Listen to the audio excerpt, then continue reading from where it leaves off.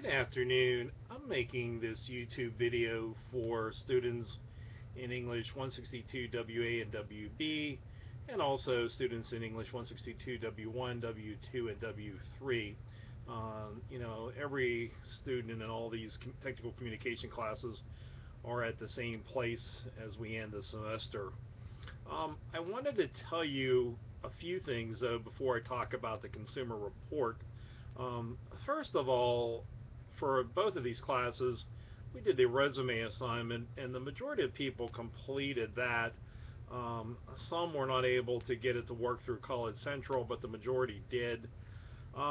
With a portfolio, though, some people were asking, why didn't I read the portfolio? You have to forward it to me.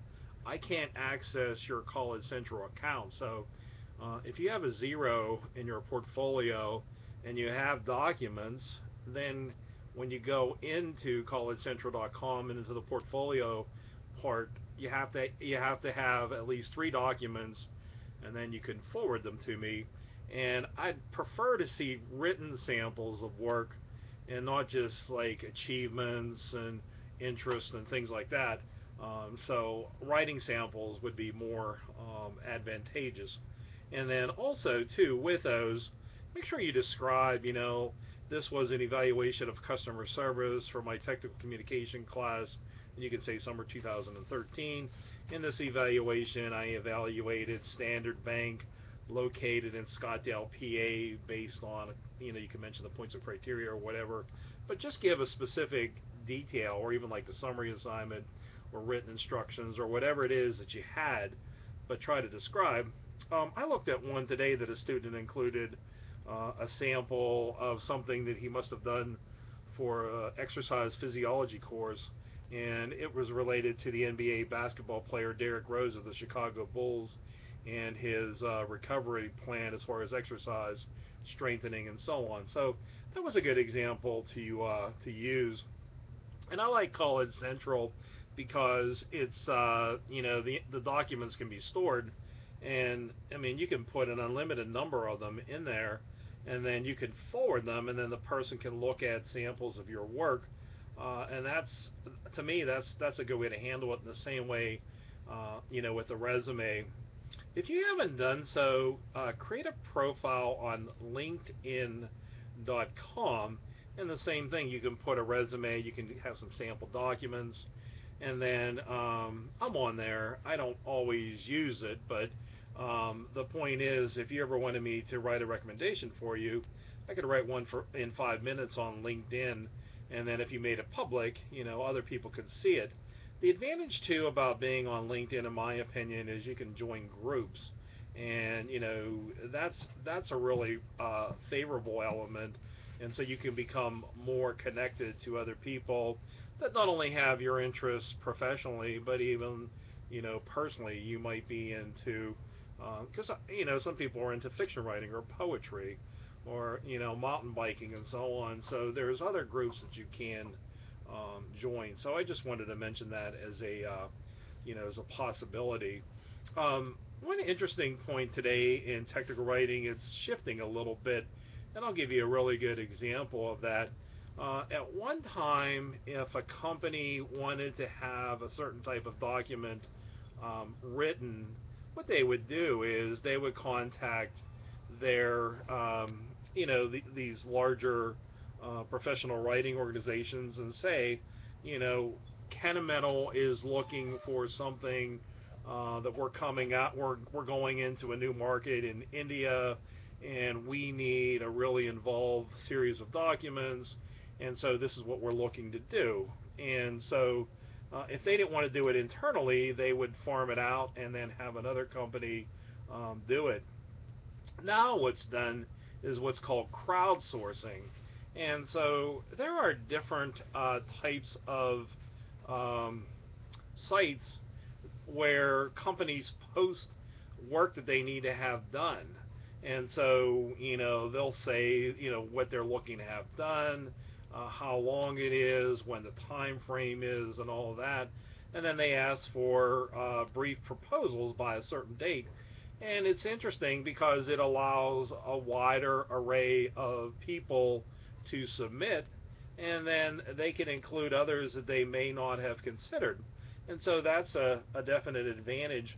One of the former administrators at WCCC was a biologist, a microbiologist actually, and she would do that type of work, that she would consult or she would write different types of documents.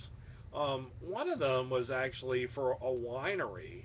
I can't remember the specific details, but it was work that they had. So that's kind of a different angle, but that's how more and more companies approach it today. And I also mentioned as well, in terms of posting and getting information out.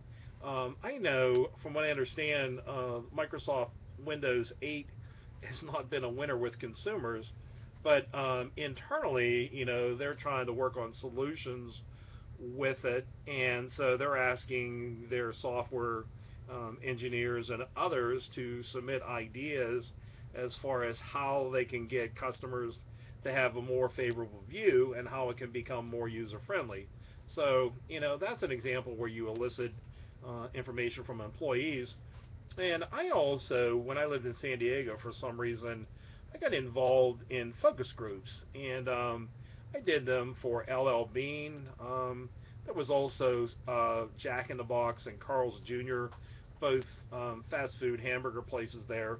But they would have they pick people from different niches. So I must have got picked because I was a student of a certain age. And so they would ask for your opinion, so you would try hamburgers and you would give your comments on them. But I noticed with LL Bean, they no longer sell cameras. At one time that they did, but I guess they felt that it wasn't to their advantage to do so, so they got out of that business. But I do know LL Bean has gotten much, much more into kayaks and bicycles. And I'm sure they've gotten a lot of customer feedback that you need to have bicycle specialists on staff.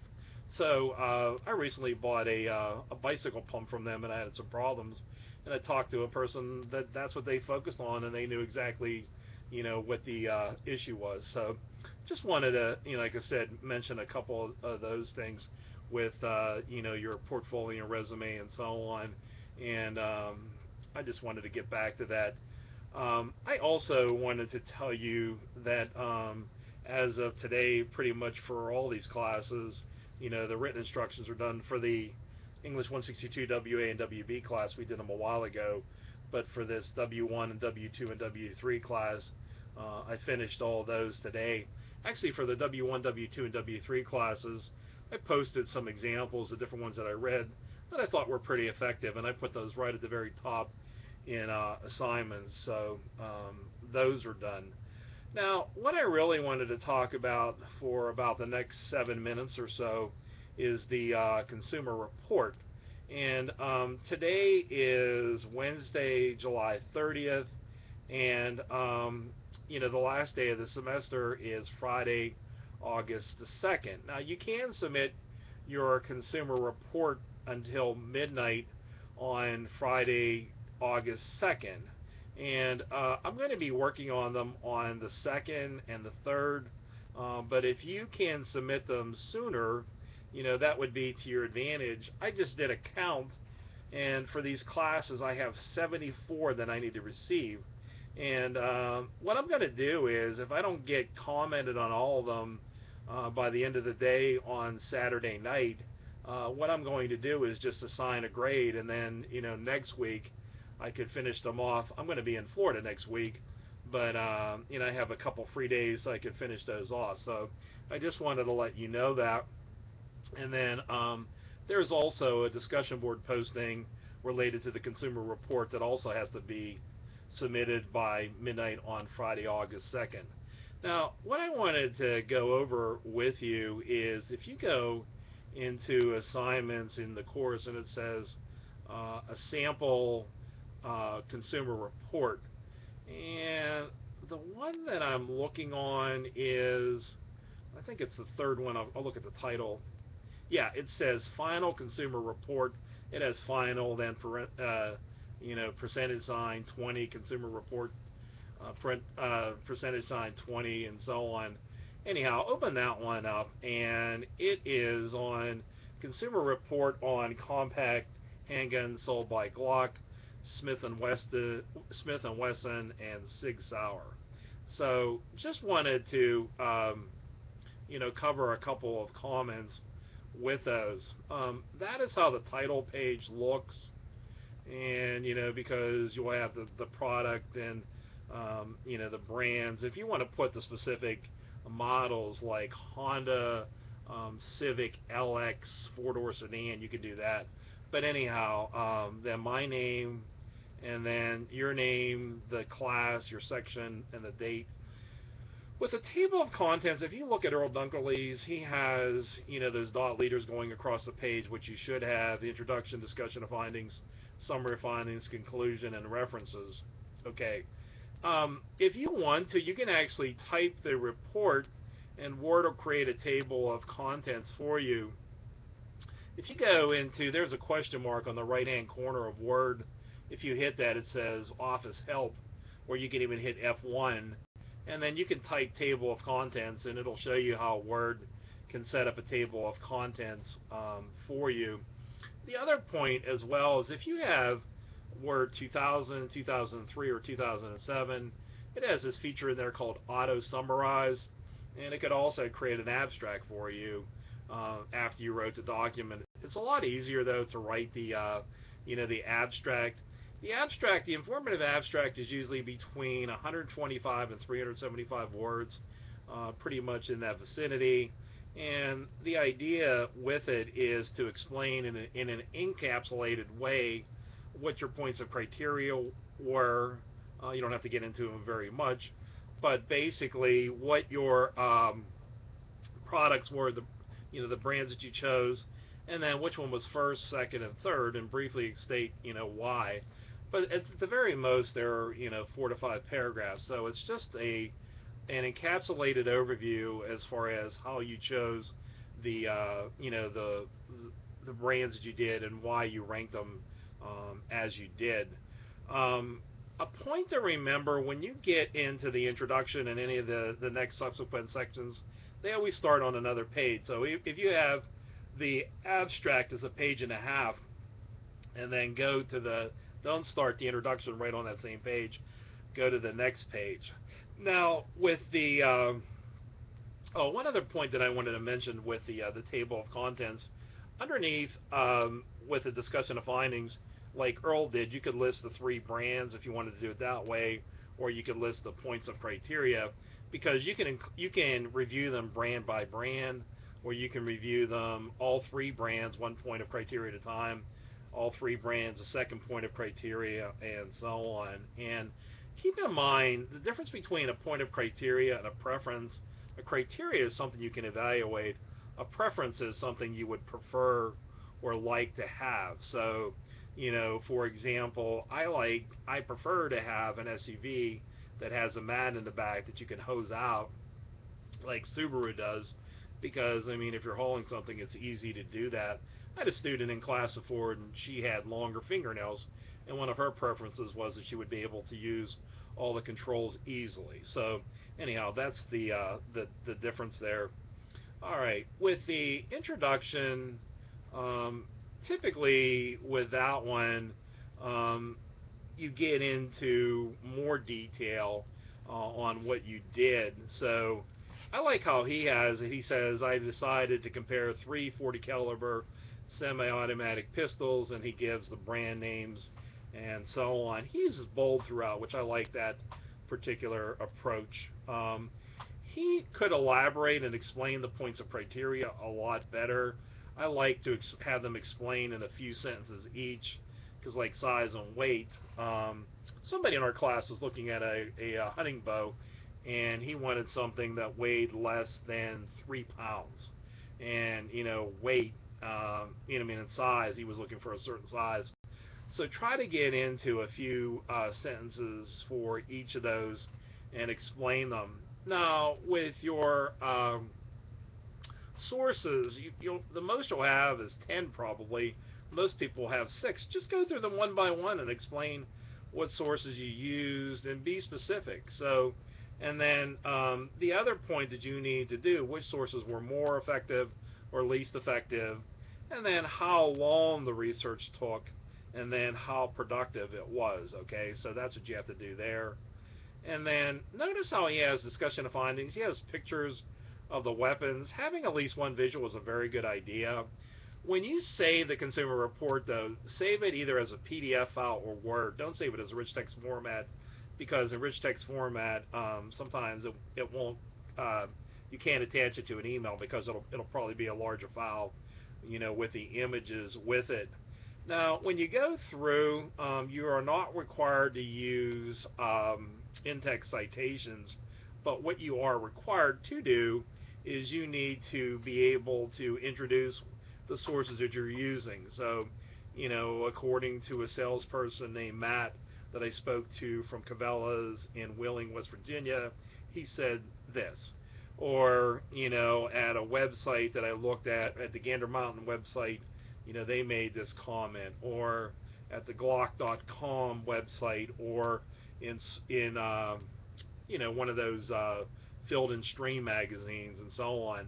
Introduce your sources, and that's really important to do, because what I don't like to have is when I'm reading these, I don't like to just have information, but I don't understand where the information is coming from. What you want to do as well when you write these is try to use at least a few direct quotes, and then also use transition words. You can use first, second, third, and so on. But when you want to sum something up, you can go overall, finally, in summation. What I like in the consumer report, you have a series of points, and then you can say therefore, comma. The Glock is obviously a superior weapon since it fires when dirty, and you don't need to clean it regularly. But you're coming to a conclusion, so you basically need to do that. That section of the report typically is at least 3 to 5 pages long. Some of them I've seen longer than that, but as I said, as you go through Earls, he does the Glock first, and then he goes to the Smith and Wesson, and he gives the information. Notice too that he does, like on page 8, the smaller size of this pistol's grip initially had me a little hesitant as comfort when firing. I feared that it would have trouble controlling the recoil due to the shorter grip. He is basically looking at the criteria, but also explaining some of his thoughts on what he was looking at, and that's a good idea, to do that. And then he does the Sig Sauer, and you can see that. And then he mentioned Cabela's offering a sale on this package, and the pull is adequately light but extremely long. My shooting accuracy was definitely adversely affected by the long trigger pull. My friend, the owner of the gun I was using, told me that once I got used to the longer trigger pull, my accuracy would increase. It had been voted by the American Rifle Tactical Handgun of the Year and Shooting Illustrated Handgun of the Year. But he's using, good source information. With the summary of findings all you really need to do there is eliminate your third choice, which one you eliminated and why. And then with your conclusion, he doesn't do it, but what I like to see in the conclusion is a numerical rating on a scale of 10, 20, 25, or 100. But just basically give your points of criteria a number, and then you can add them up. If you can even embed an Excel spreadsheet in if you like, but you can use a chart or table there at the very end. The last part, this is something I notice about is in his table of contents it says references, but at the end it says works cited. Whatever you have, if you have works cited at the end, then obviously it needs to be works cited in the table of contents. But sorry, they go alphabetically, and with a website you have to use the word web, and then you also have to give the date that you accessed them.